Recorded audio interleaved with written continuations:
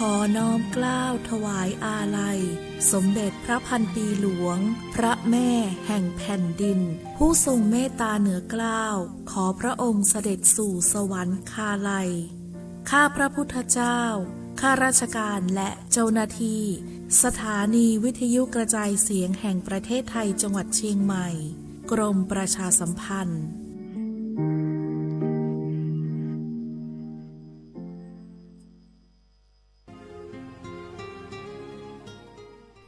This is a moment of profound grief for the Kingdom of Thailand. The collective voices of Radio Thailand Chiang Mai join the Thai nation in mourning the passing of our beloved Queen Martha, Her Majesty Queen Sirikit. Her life was a testament to the unwavering service, grace, and deep love for the Thai people. Our humble condolences and thoughts are with His Majesty the King, the royal family, and all the Thai people during this deeply sorrowful time. We will remember her forever.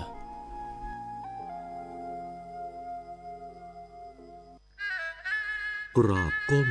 บังคมบาทปิยราชธิดาพระเสด็จสู่ฟ้าปวงประชาร่ำไห้ครวญนาพระกรณียกิจในดวงจิตทวินหวนทุกเร้าเศร้าในสวงพระคือดวงใจไทย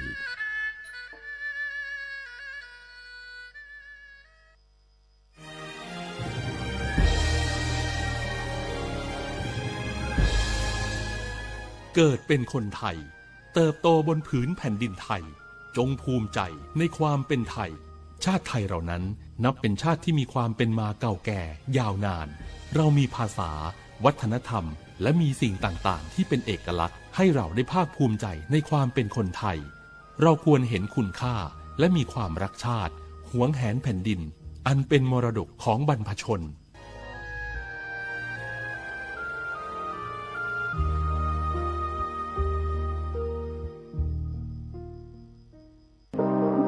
ร่วมเป็นเจ้าภาพงานระดับโลกจัดขึ้นในประเทศไทยการประชุมสภาผู้ว่าการกองทุนการเงินระหว่างประเทศและกลุ่มธนาคารโลก 12-18 ตุลาคมณศูนย์การประชุมแห่งชาติสิริกิติ์ด้วยแนวคิดโลกทัศน์ใหม่ของไทยเพิ่มศักยภาพคนสร้างภูมิคุ้มกันในโลกที่ท้าทายมาร่วมเป็นส่วนหนึ่งของการประชุมครั้งประวัติศาสตร์เพื่อปรับตัวสู่อนาคตร่วมกันอย่างมั่นคง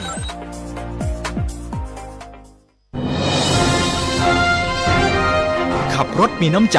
รักษาวินัยจราจรคุณกำลังฟังรายการจราจรเพื่อชุมชนทางสถานีวิทยุกระจายเสียงแห่งประเทศไทยจังหวัดเชียงใหม่ FM 93.25 เมกะเฮิรตซ์ทุกวันจันทร์ถึงวันศุกร์ 16:10 น. ถึง 17:00 น.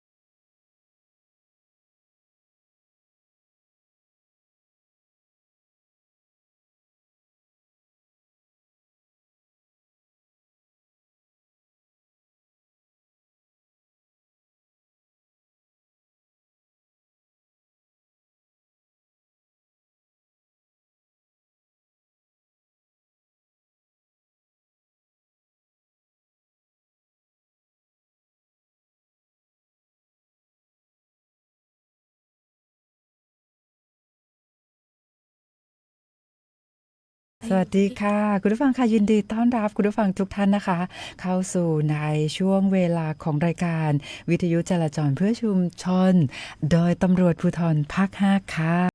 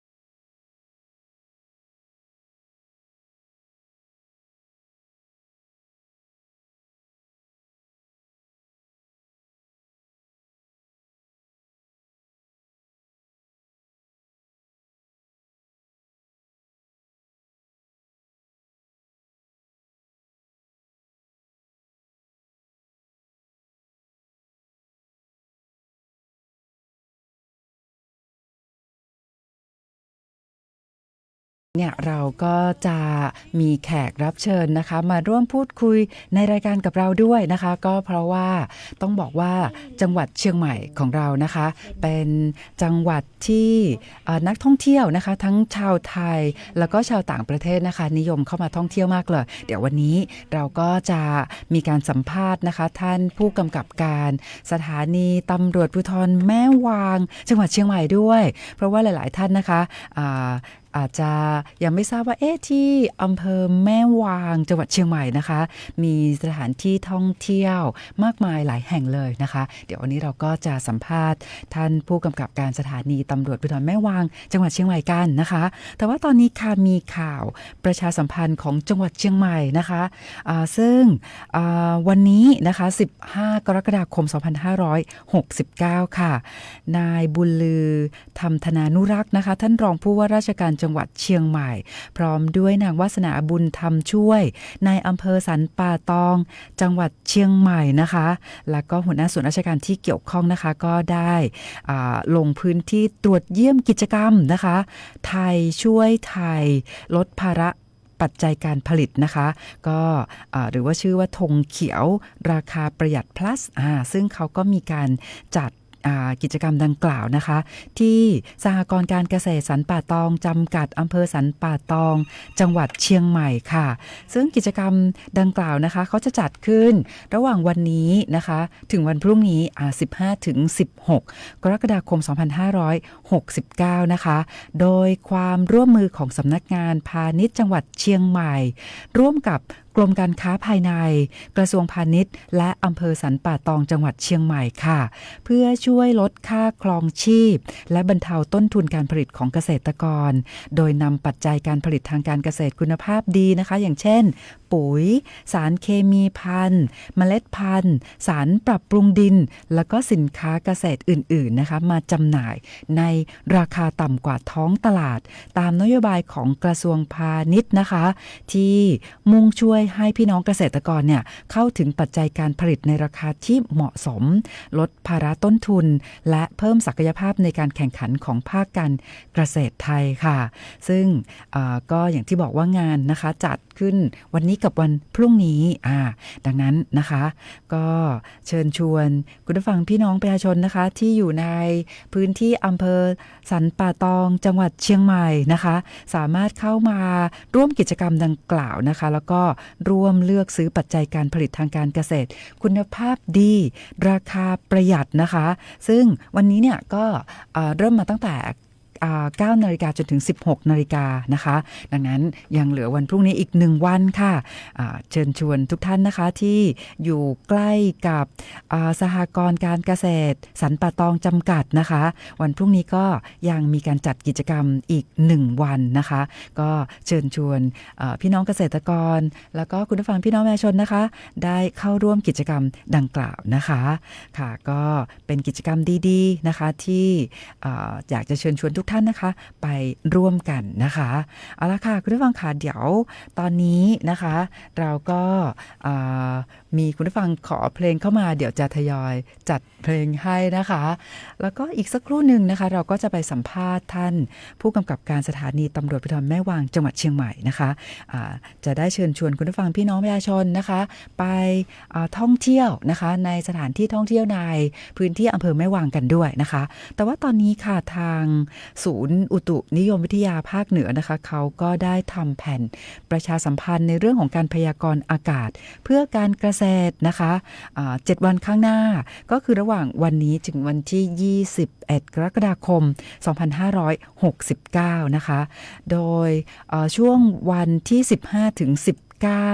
กรกฎาคม 2569นะคะก็จะมีฝนฟ้าคะนองร้อยละ30 ถึง 40ของพื้นที่นะคะแล้วก็จะมีฝนตกหนักบางแห่งแล้วก็ในช่วงวันที่20 ถึง 21 กรกฎาคม 2569ก็จะมีฝนฟ้าคะนองร้อยละ40 ถึง 60ของพื้นที่นะคะดังนั้นก็ติดตามในเรื่องของสภาพภูมิอากาศนะคะซึ่งก็จะทำให้พี่น้องเกษตรกรเนี่ยนะคะได้วางแผนในเรื่องของการทำการเกษตรนะคะแล้วก็คุณผู้ฟังพี่น้องประชาชนก็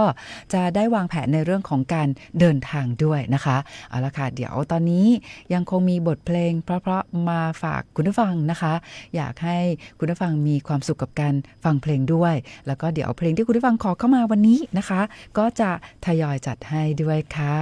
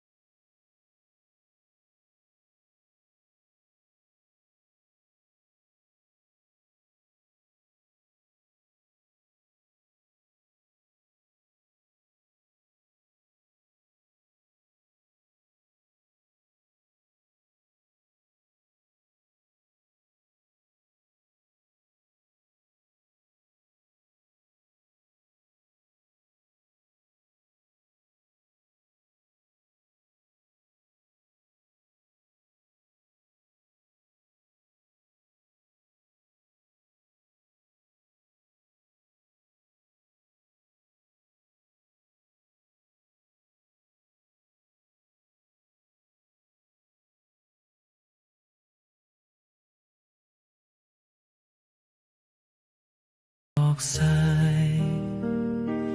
กับสายน้ำในความจริง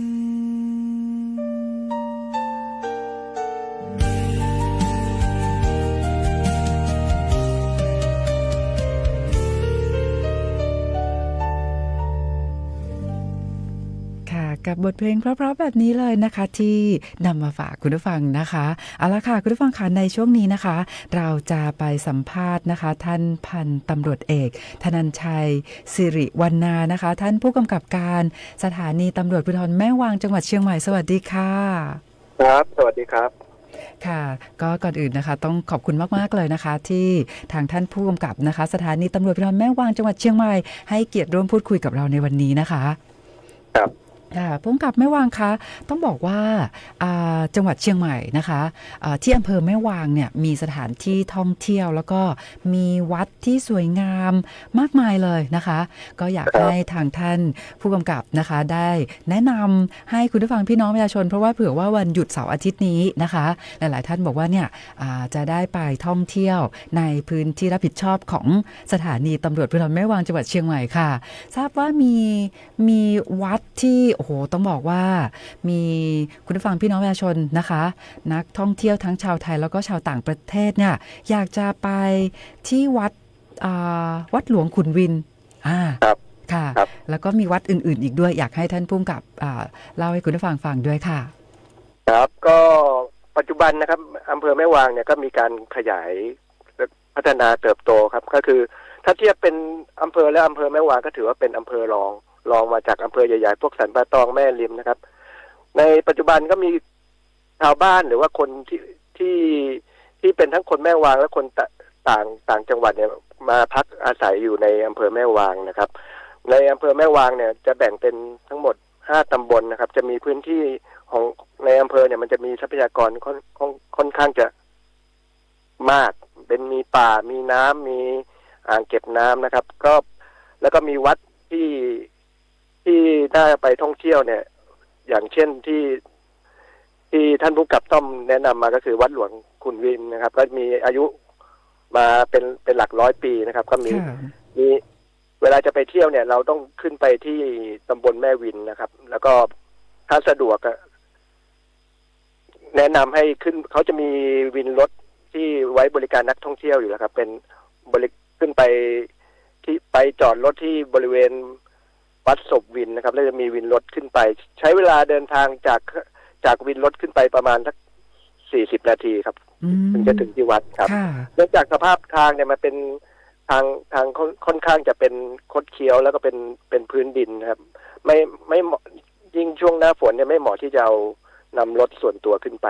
ครับค่ะก็คือถ้าเกิดว่าพี่น้องประชาชนนะคะอยากจะไปไหว้พระไปที่วัดหลวงขุนวินเนี่ยนะคะก็ทางท่านผู้กำกับนะคะแม่วางก็แนะนำว่าเอารถส่วนตัวไปได้นะแต่ว่าควรจะใช้บริการรถสาธารณะในพื้นที่ก็คือจอดรถไว้ที่เขามีที่รับจอดรถแล้วก็ขึ้นรถสาธารณะไปครับจะมีรถวินอยู่ครับเป็นโฟร์วิวนะครับเป็นของชาวบ้านที่เขาชำนาญพื้นที่ชำนาญเส้นทางมากกว่าเรานะครับแล้วก็จะมีความปลอดภัยครับเพราะเขาก่อตั้งเป็นกลุ่มนะครับกลุ่มรถวินที่จะขึ้นไปเที่ยวท่องเที่ยวที่วัดหลวงนะครับการนั้นก็สะดวกนะคะแล้วก็ปลอดภัยด้วยเพราะว่าช่วงนี้เนี่ยนะคะมีฝนตกด้วยนะคะก็ยิ่งคุณผู้ฟังพี่น้องประชาชนหรือว่าเป็นนักท่องเที่ยวที่ยังไม่ชินทางเราก็ใช้บริการรถสาธารณะก็จะปลอดภัยด้วยนะคะค่ะอันนี้ก็ต้องบอกว่าเป็นไฮไลท์ละนะคะวัดหลวงขุนวินแต่ว่ายังมีสถานที่ท่องเที่ยวอีกมากมายเลยอยากให้ผู้กำกับแนะนำด้วยค่ะครับคือปัจจุบันเนี่ยคนที่มานักท่องเที่ยวที่มาท่องเที่ยวที่อำเภอแม่วางนะครับก็จะมีกิจกรรมให้ทำนะครับส่วนใหญ่ก็จะเป็นชาวต่างชาติที่จะมาท่องเที่ยวเป็นพวกมาจากยุโรปแล้วก็มาจากประเทศจีนนะครับแล้วก็ทั่วไปอเมริกาก็มีจะมาเป็นวันเดย์ทริปนะครับจะมีที่แม่วางเนี่ยจะมีปางช้างอยู่ประมาณ40 กว่าที่นะครับแล้วก็จะมีกิจกรรมก็คือแบมบูราฟติ้งก็คือการล่องแพไม้ไผ่เนี่ยลงมานะครับส่วนใหญ่แล้วก็จะมีกิจกรรมที่เกี่ยวกับการแท็กกิ้งคือการมาเดินป่านะครับหรือว่าใครที่ชอบวิถีชีวิตของ ชาติพันธุ์ที่เป็นปากายอเขาก็จะมีบริการเป็นโฮมสเตย์ที่สามารถไปพักแล้วก็เขาก็จะทำอาหารการกินที่เป็นของพี่น้องปากายอเนี่ยแล้วก็ประเพณีวัฒนธรรมที่นำเสนอให้กับนักท่องเที่ยวที่ขึ้นไปเที่ยวนะครับแล้วเรายังมีน้ำตกที่ต่างชาติแล้วก็คนที่มาจากจังหวัดอื่นเนี่ยชอบนิยมไปเที่ยวก็จะเป็นน้ำตกห้วยหอยนะครับลักษณะเด่นของน้ำตกห้วยหอยก็คือเขาจะเป็นน้ำตกที่ตกลงมาแล้วเป็นม่านแล้วก็คนสามารถเข้าไปด้านหลังไปถ่ายรูปหรือว่าถ่ายจากด้านหน้าได้ครับก็จะมีพวกอินฟูหรือนักท่องเที่ยวเนี่ยมาเที่ยวมาทำคอนเทนต์กันอยู่เป็นประจำครับค่ะผู้กำกับคะชื่อน้ำตกอะไรนะคะอีกทีห้วยหอยครับห้วยหอยค่ะครับแล้วก็ต้องถ้าเกิดว่าจากตัวอำเภอเข้าไปไกลไหมคะก็ประมาณ20 กว่าโลครับแต่ต้องเอารถไปจอดไว้แล้วก็เดินเข้าไปครับเดินเข้าไปใช้เวลาประมาณ20 นาทีกว่าจะถึงตัวน้ำตกนะครับระยะทางก็ประมาณสัก5 กิโลประมาณสัก2 กิโลกว่าได้ครับนะคะโอ้โหนี้นะคะหลายท่านบอกว่าเนี่ยโอ้อยากจะไปวัดหลวงขุนวินอยากจะไปน้ำตกห้วยหอยนะคะแล้วก็อยากจะไปพักแบบโฮมสเตย์ครับซึ่งช่วงนี้โอ้โหหน้าฝนนะคะรับรองว่าต้องสวยมากๆเลยใช่ไหมคะครับช่วงนี้กำลังสวยเลยครับแล้วก็คือจะมีชาวบ้านแล้วก็มีเจ้าหน้าที่คอยดูแลเรื่องความปลอดภัยเพราะช่วงนี้เป็นช่วงหน้าฝนนะครับก็ต้องระวังเกี่ยวกับเรื่องน้ำป่านะครับเขาจะมีกลุ่มชาวบ้านมีกลุ่มเจ้าหน้าที่คอยดูแลความปลอดภัยอยู่ด้านบนอยู่แล้วครับที่อำเภอที่ตำบลแม่วินครับค่ะแล้วนอกจากนั้นยังมีสถานที่ท่องเที่ยวอื่นๆอีกไหมคะมีที่ตอนนี้ที่เป็นนิยมของชาวไทยหรือว่านักท่องเที่ยวชาวไทยก็จะเป็นบริเวณห้วยมะนาวครับจะเป็นอ่างเก็บน้ำนะครับแล้วก็จะมีร้านค้าร้านอาหารเนี่ยบริเวณรอบๆอยู่ประมาณสัก10 ร้านได้ครับคนนักท่องเที่ยวชาวไทยก็นิยมไปทานอาหารกลางวันและเย็นนะครับบรรยากาศดีช่วงเย็นเนี่ยมันจะเป็นอ่างเก็บน้ำแล้วก็เป็นทิวเขาแล้วพระอาทิตย์ก็จะตกพอดีถ่ายรูปออกมาก็จะค่อนข้างจะสวยครับแล้วบรรยากาศดีช่วงนี้อากาศยิ่งดีด้วยครับเป็นช่วงหน้าฝนครับโอ้นะคะต้องบอกว่าในอำเภอแม่วางจังหวัดเชียงใหม่ของเราเนี่ยนะคะมีสถานที่ท่องเที่ยวมากมายเลยนะคะมีวัดที่ต้องบอกว่าโอ้โหเป็นวัดที่หลายๆท่านเนี่ยนะคะต้องไปให้ได้สักครั้งหนึ่งแหละนะคะแล้วก็นักท่องเที่ยวชาวต่างชาติก็นิยมด้วยแล้วก็อย่างที่ท่านผู้กำกับบอกว่ามีปางช้างนะคะมีน้ำตกห้วยหอยมีห้วยมะนาวเป็นอ่างเก็บน้ำอ่างเก็บน้ำครับแล้วก็แนะนำช่วงปลายปีนะครับคนก็นักท่องเที่ยวส่วนใหญ่จะเป็นชาวไทยก็นิยมมาขึ้นมาของเราจะมีบ้านขุนวางนะครับจะเป็นจุดก็คือศูนย์วิจัยเกษตรขุนวางก็จะมีต้นพญาเสือโคร่งนะครับจะมีนักท่องเที่ยวขึ้นมาถ่ายรูปมาพักแล้วก็เดินป่ากันในช่วงปลายฝนต้นหนาวครับบรรยากาศจะดีมากอากาศก็ค่อนข้างจะดีเพราะขุนวางเนี่ยจะติดกับดอยอินทนนท์ก็คือเป็นอีกฝั่งหนึ่งของจอมทองครับเราพื้นที่ติดกันกับอำเภอจอมทองอากาศก็จะดีเหมือนอำเภอจอมทองเลยเหมือนยอดดอยอินทนนท์ครับโอ้โหนะคะก็เชื่อว่าคุณผู้ฟังหลายท่านที่ได้รับทราบข้อมูลแบบนี้แล้วนะคะอาจจะบอกว่าเดี๋ยวเสาร์อาทิตย์นี้เลยนะคะจะไปเที่ยวในพื้นที่รับผิดชอบของสถานีตำรวจภูธรแม่วางจังหวัดเชียงใหม่แล้วต้องถามท่านผู้กำกับก่อนนะคะว่าแล้วในพื้นที่นะคะของสถานีตำรวจภูธรแม่วางจังหวัดเชียงใหม่ในเรื่องของการเดินทางเห็นว่าถนนเนี่ยโอ้โหแบบสะดวกมากเลยใช่ไหมคะในการเดินทางจากตัวเมืองเชียงใหม่ไปในเขตพื้นที่ของสถานีตำรวจภูธรแม่วางจังหวัดเชียงใหม่อันนี้ก็คือถนนสะดวกครับถนนสะดวกครับก็ถ้าให้ขับสบายหน่อยก็จะเมื่อก่อนเนี่ยจะใช้นิยมใช้เส้นเชียงใหม่ฮอดนะครับเส้นเชียงใหม่ฮอดหางดงแต่เนื่องจากเส้นดังกล่าวเนี่ยมีไฟแดงจำนวนมากตอนนี้นักท่องเที่ยวที่จะขึ้นไปดอยอินทนนท์หรือมาเที่ยวอำเภอแม่วางเนี่ยก็จะใช้ถนนเส้นคันคลองชลประทานนะครับเป็นที่ตัดใหม่ ได้สักพักหนึ่งแล้วนะครับ อันนั้นสะดวกสบายไฟแดงไม่ค่อยมี แล้วก็รถแล้วช่องทางก็กว้างขวางนะครับ แล้วปัจจุบันก็ทางหลวงเนี่ยเขาก็พัฒนาปรับปรุง เมื่อก่อนมันจะมีสภาพขรุขระหน่อยเป็นหลุมเป็นบ่อหน่อยแต่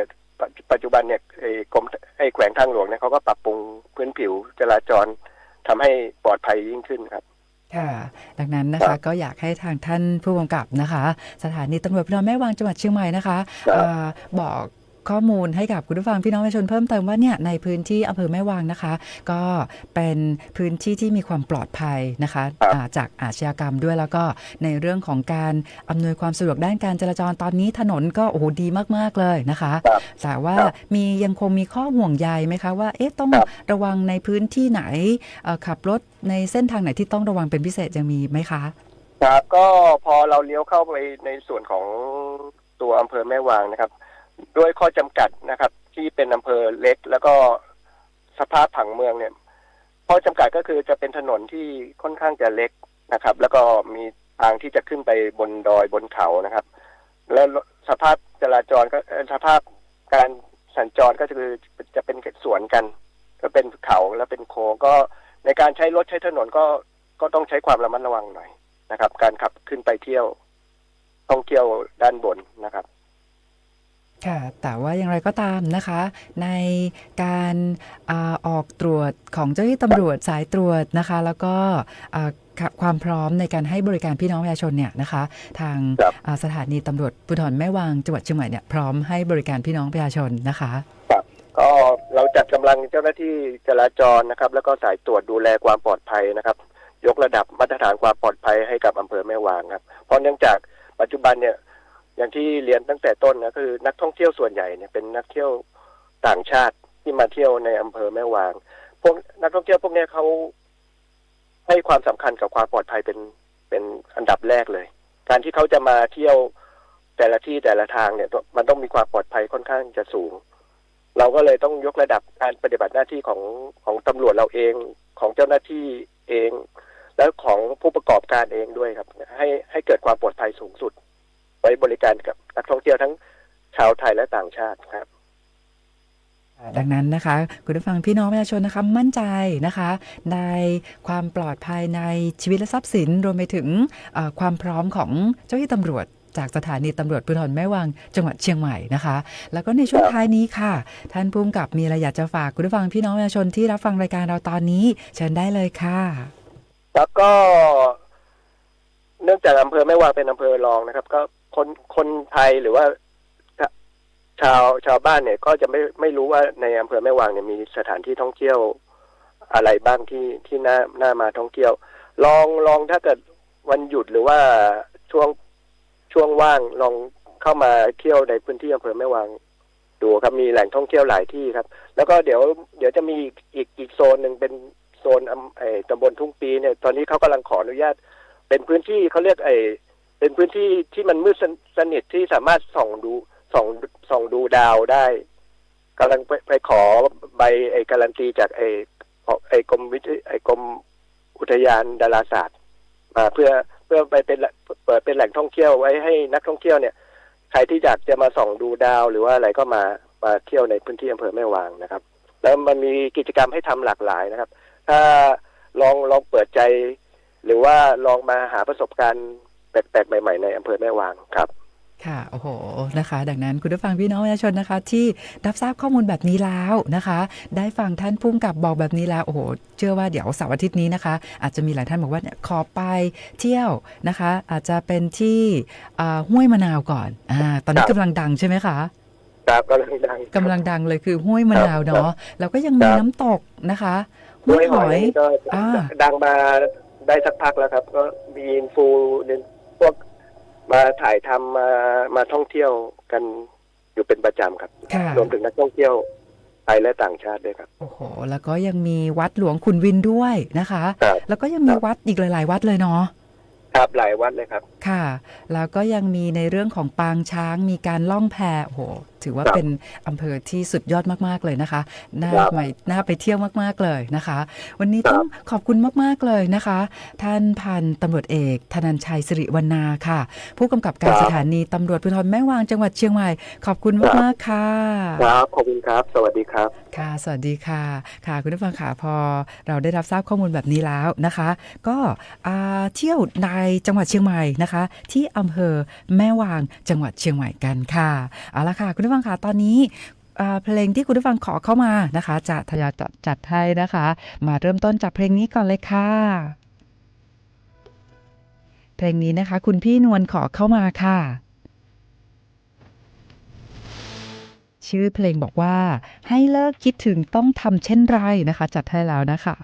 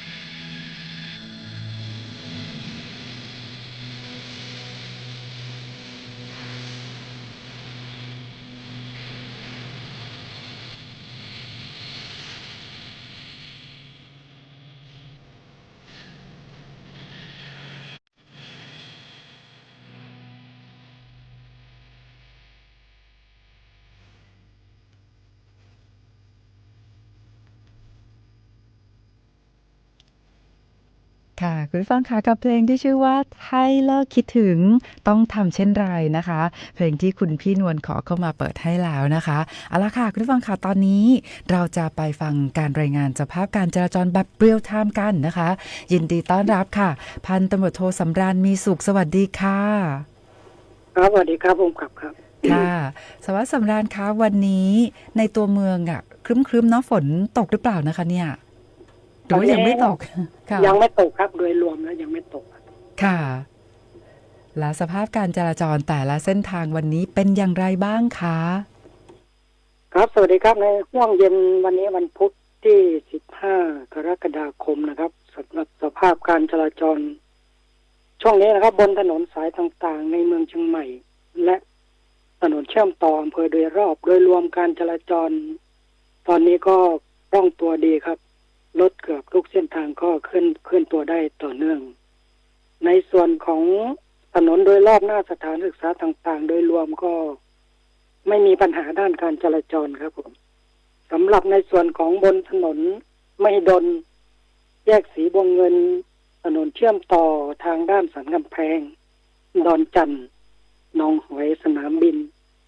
ปริมาณรถทั้งขาเข้าขาออกเคลื่อนตัวได้ดีครับต่อเนื่องสำหรับมาในส่วนของถนนเจริญเมืองตั้งแต่สะพานนวรัตน์สันป่าคอยหนองประทีป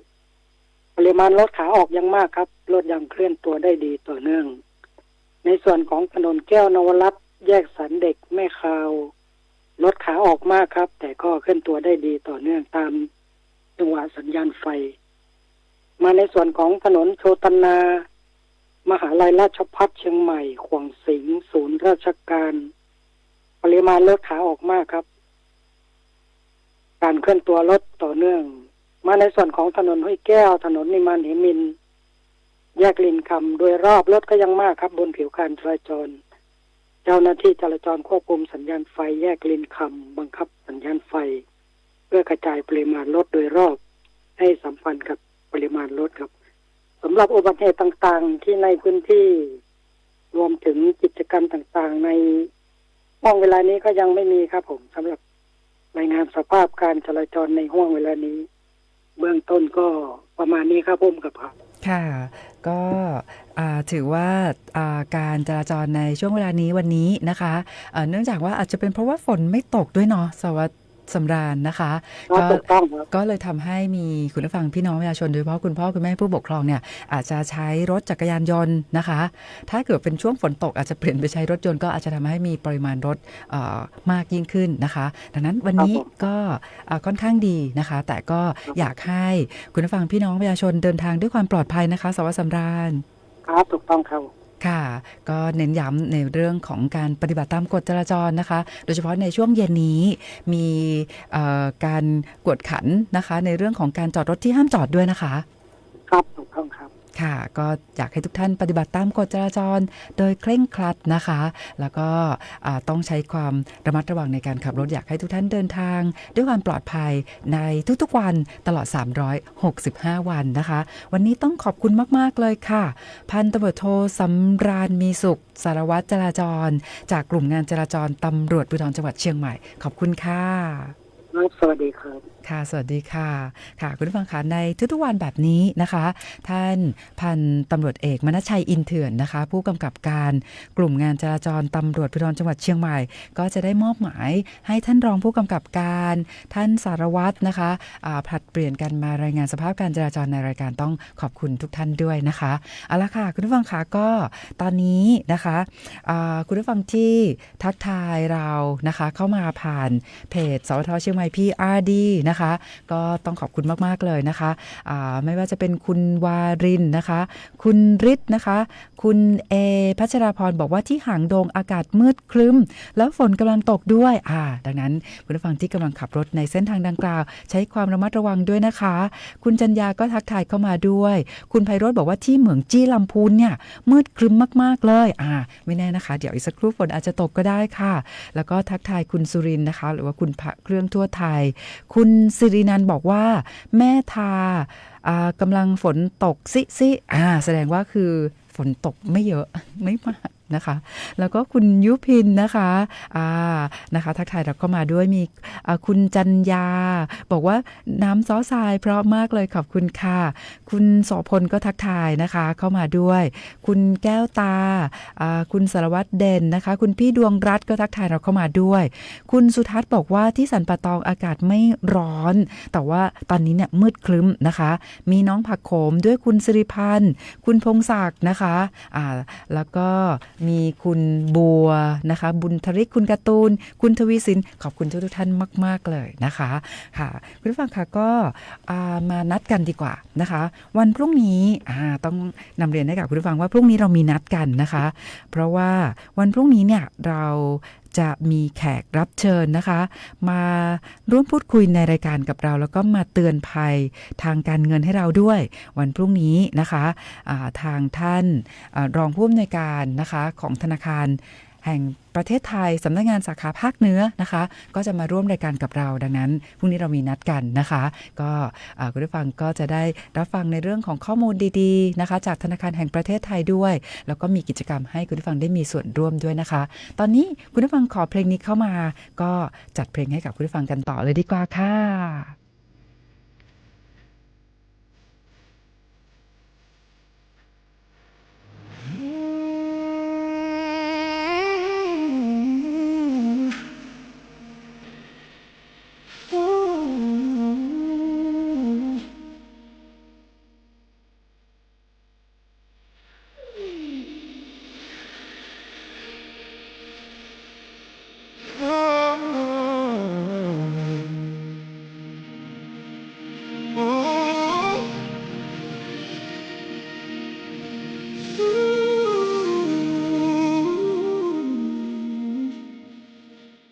Every night in my dreams, I see you, I feel you. That is how I know you. Go on. Far across the distance and spaces between us, you have come to show you. Go on. Near, far, wherever you are, I believe that the heart does go on.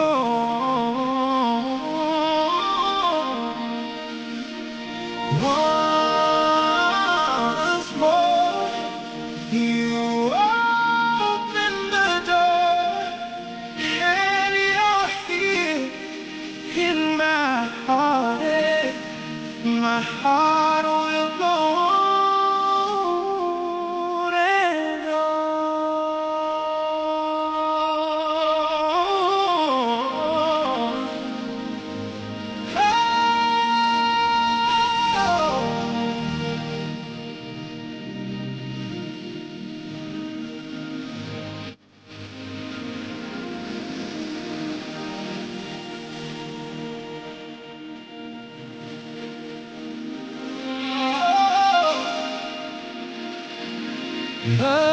can touch us one time and last for a lifetime and never let go till we're gone. Love was when I loved you one true time. I hold you. My life will always go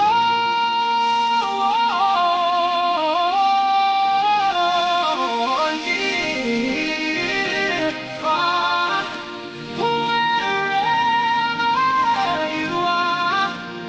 I believe that the heart does go on.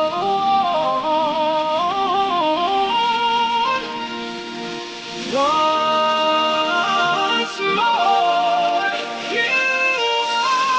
open the door, and you're here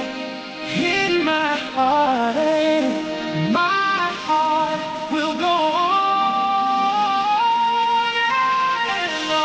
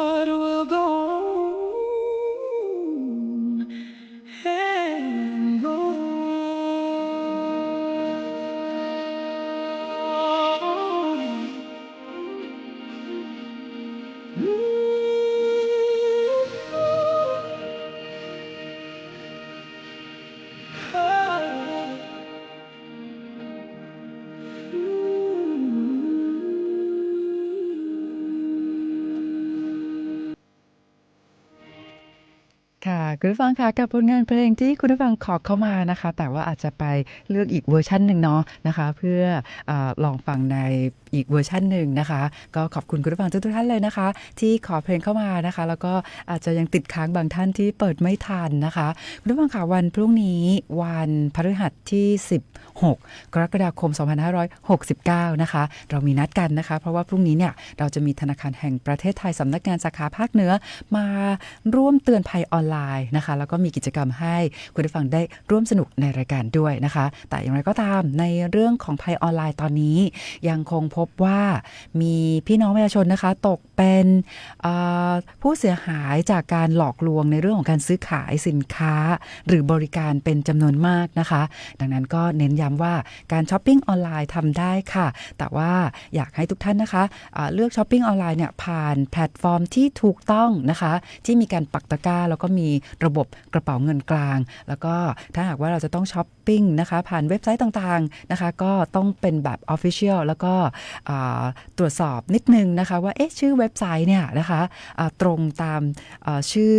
ของห้างที่เรากำลังจะไปช้อปปิ้งหรือเปล่าที่เป็นแบบ Official นะคะเพราะว่าตอนนี้เนี่ยเราพบว่ามิจฉาชีพนะคะโอ้โหมีการปลอมแปลงค่ะสร้างได้เหมือนจริงมากเลยแต่ปรากฏว่าชื่อเว็บไซต์เนี่ยไม่ใช่นะคะแล้วก็การหลอกลวงในเรื่องของการซื้อขายสินค้าหรือบริการเนี่ยก็มักจะตั้งราคาสินค้าที่ราคาถูกเกินจริงเป็นแบบนี้เลยนะคะดังนั้นย้ำเตือนให้ทุกท่านนะคะได้รู้เท่าทันกลโกงของแก๊งมิจฉาชีพกันนะคะสำหรับวันนี้นะคะหมดเวลาของรายการแล้วขอบคุณสำหรับการติดตามรับฟังนะคะเดี๋ยววันพรุ่งนี้เราจะกลับมาพบกับคุณผู้ฟังใหม่วันนี้ขอบคุณและสวัสดีค่ะ